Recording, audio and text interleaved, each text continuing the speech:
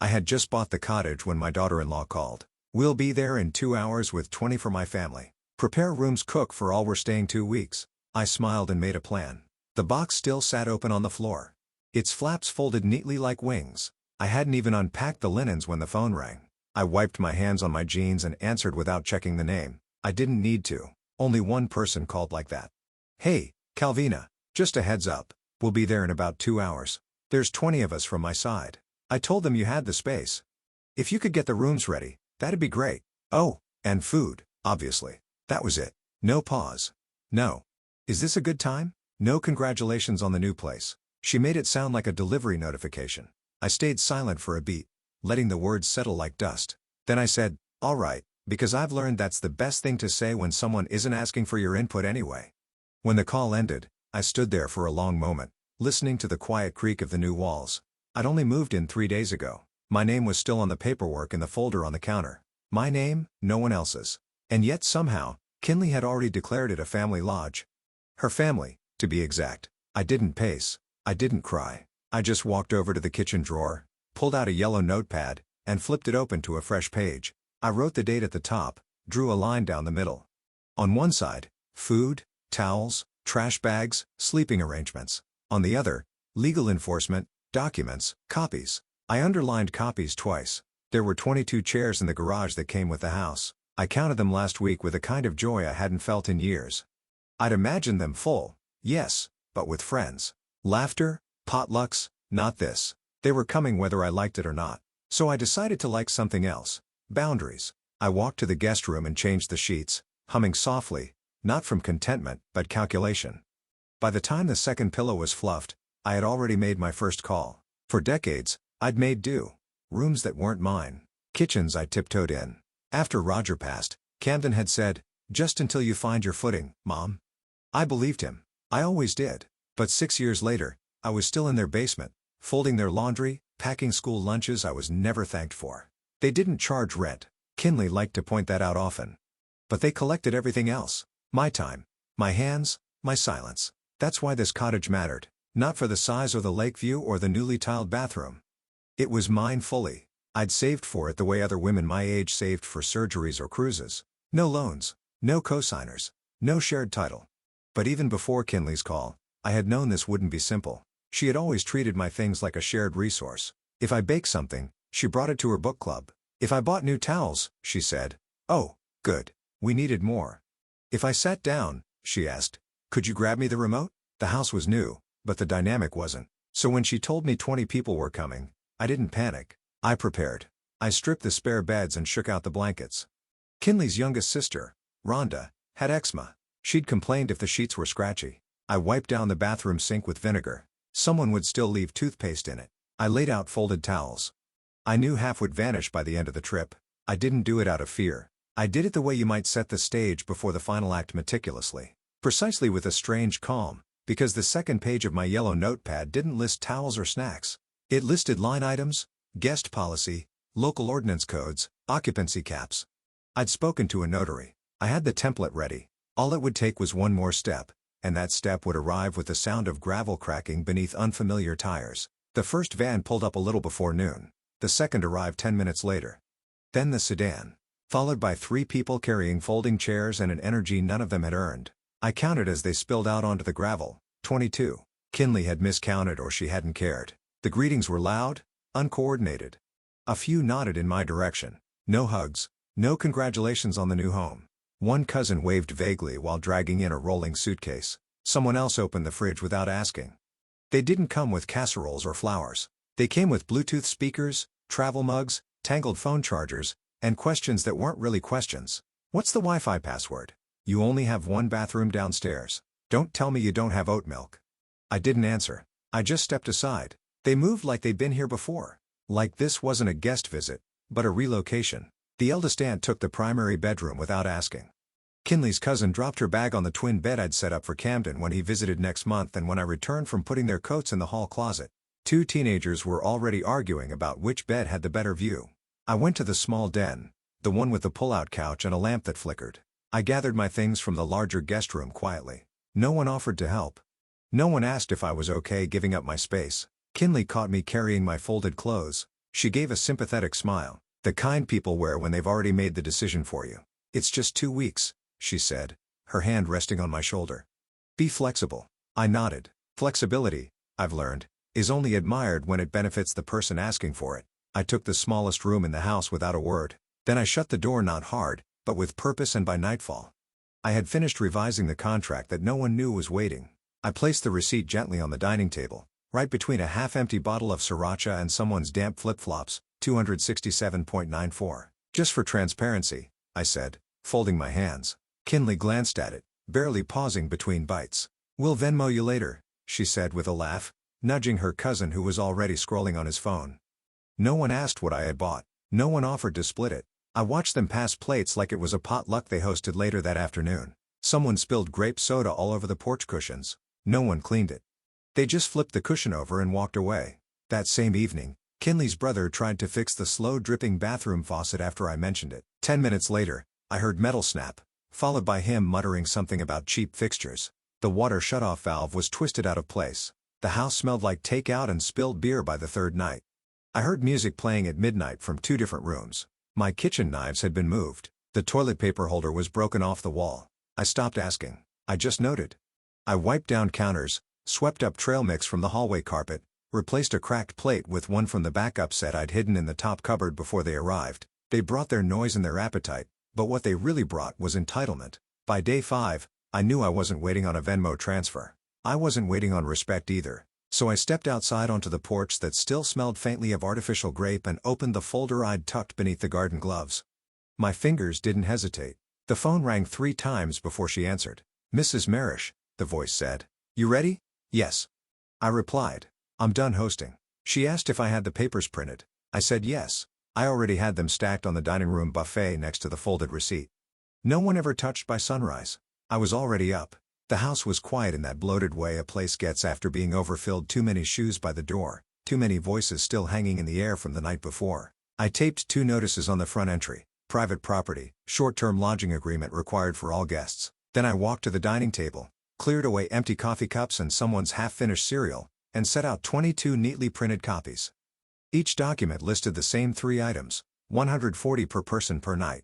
All damages billed separately. Full deposit required in advance. I placed a pen beside each stack. When Kinley came downstairs, she was in a hoodie that didn't belong to her.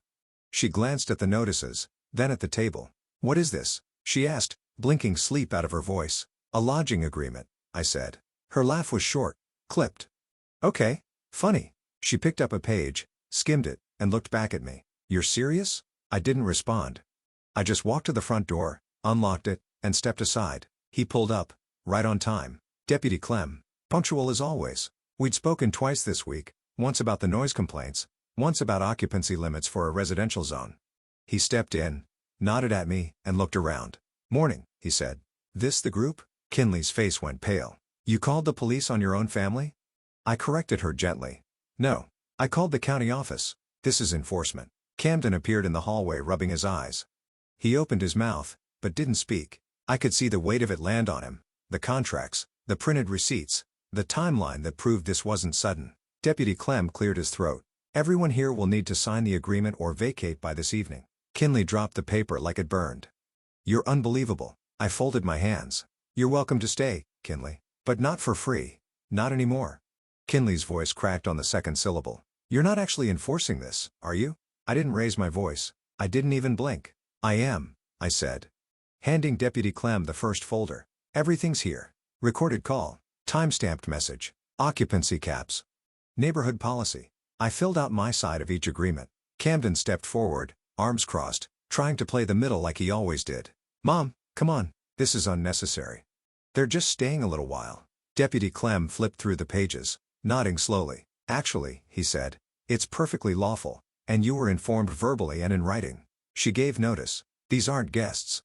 They're occupants without permission. Kinley's cousin muttered something about insane old women. Someone in the back scoffed. But the Aunt Gwen, I think she was the one who snapped. You think you can charge us like some damn Airbnb? She shouted. Your family. I turned to face her. No, you're not. You're Kinley's family. You've never sent me a birthday card, never invited me to anything, and I've spent the last 5 days cleaning up your mess. Camden's face flushed with color. I watched him chew his cheek the way he always did when he knew he couldn't fix something. I handed Clem a second stack copies of text messages, printouts of the email I'd sent 2 nights ago that no one had opened, all of it organized, numbered, flagged. Kinley looked at me like she didn't recognize me. She really recorded the call, she said, to no one in particular. Yes, I answered plainly. I did. Silence settled like dust. No one was laughing anymore. No one asked where the Wi-Fi was. No one assumed I'd be cooking dinner. I walked to the side table, unlocked the drawer, and pulled out the deposit forms. Clem looked over at me. Shall I start collecting signatures? I didn't smile, but I did nod. And when I turned to grab a fresh pen, I heard the sound of someone packing upstairs by sunset. The driveway was a shuffle of dragging wheels, slammed trunks, and low, bitter voices. The 2 vans were packed again. Pillows stuffed into back windows, folding chairs crammed between duffel bags. Someone knocked over my flower pots on the way out. No apology, just the sound of feet moving faster. One of the younger cousins threw their arm out the window as they pulled away, shouting, "You'll die alone." I didn't flinch. I didn't blink. I stood at the gate, holding the clipboard. It was heavier than it looked, not from paper, but from the weight of finally choosing myself.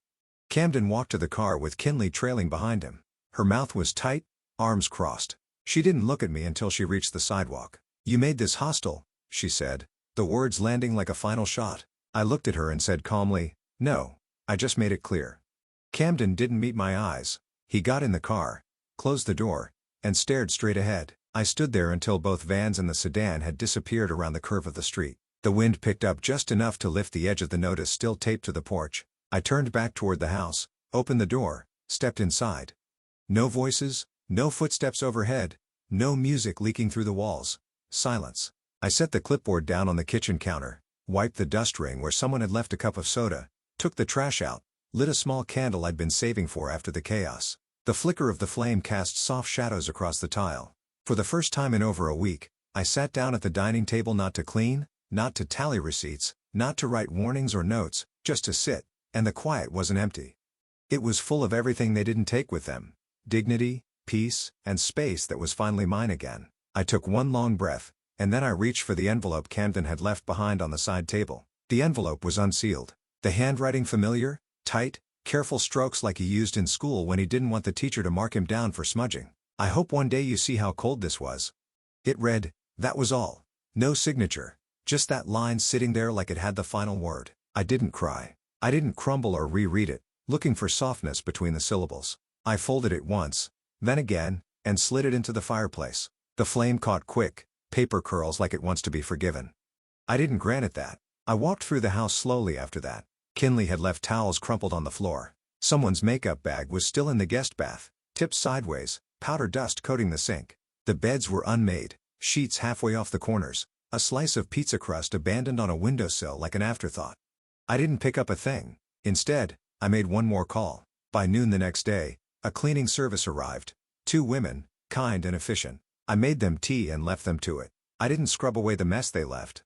I documented it, took photos, marked damages, logged the hours. Then I sent Kinley an invoice. Attached was a clear copy of the short-term rental agreement. Her name signed at the bottom, bold. Impatient strokes I recognized even now. The email was titled "Final Statement for Your Stay." No emotions. No guilt. Just facts and figures. Just what she'd ignored when she assumed the rules didn't apply to her. This wasn't punishment. It was math. It was boundaries tallied and delivered. I didn't wait for a reply. I closed my laptop, poured myself a cup of strong coffee and sat by the window overlooking the gravel path. The sky was pale. The kind of blue that feels like a new page. And when I opened my drawer to file the receipt, I noticed the untouched stack of welcome cards I'd bought before they arrived. Still wrapped. Still waiting. Still mine. A week passed. Just like that. No messages. No sudden knock at the door. No last-minute arrivals with coolers and duffel bags. I spent the first morning replanting the front garden. The soil was dry where the folding chairs had sunk in. I pulled the weeds, trimmed the lavender, and reset the stepping stones that had been kicked out of place. It felt good. Quiet. Steady work. No one rushing me. No one asking where the extension cord was or if I had another air mattress. I made tea in the kitchen just before noon. Not for guests. Not for anyone but me. I used the good cup. The one with the small crack I always worried someone else would break. A neighbor I hadn't met yet waved from the sidewalk.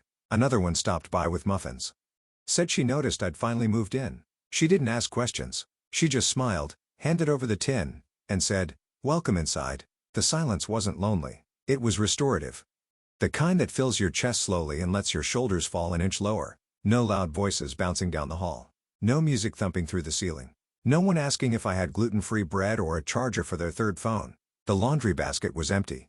The sink was clean. I watered the plants, straightened the chairs, and opened all the windows just because I could. No one asked me to change the thermostat. No one told me the meal plan should be more balanced. No one told me I was being rigid for expecting a little respect in my own home. The house didn't feel big. It felt just right. There were no calls from Camden. No texts from Kinley, but I didn't feel erased. I felt unburdened. Sometimes choosing peace doesn't come with applause. It comes with stillness. I sat at the edge of the garden in the late afternoon watching a squirrel try to outrun its own shadow, and when I looked up at the wind chimes I'd finally hung, I noticed something I hadn't seen in years. They were moving only when the wind allowed. Kinley called again 2 nights ago, then twice more yesterday. No voicemail, just missed calls and a string of texts, some polite, some sharp, one that simply said, "We need to talk." Camden followed with a message of his own. "Can we clear the air? It's been long enough." I didn't answer. Not out of spite. Not because I was angry, because I was finished. This house was never meant to be a revolving door or a doormat. It wasn't built to carry the weight of everyone else's expectations. It was mine. Still is. And now it feels like it. The locks were changed. The porch sign that used to say, "Welcome now," reads, "By appointment only." Not out of cruelty, but clarity. I kept the guest room tidy, but I no longer pretend it's available. I cook for one. I grocery shop without a list full of other people's preferences. My days are quiet and my nights are mine. I spoke to my lawyer 2 days after the last car pulled away. We updated the deed, not the ownership, but the clause. One line, plain and binding: inheritance is contingent upon demonstrated respect. It's not vengeance. It's structure. It's a map for those who thought my silence meant weakness. Kinley will likely call again. Camden too. They won't understand. Not right away, because when people are used to taking, they mistake boundaries for betrayal. But this was never a feud. I'm not fighting. I'm preserving.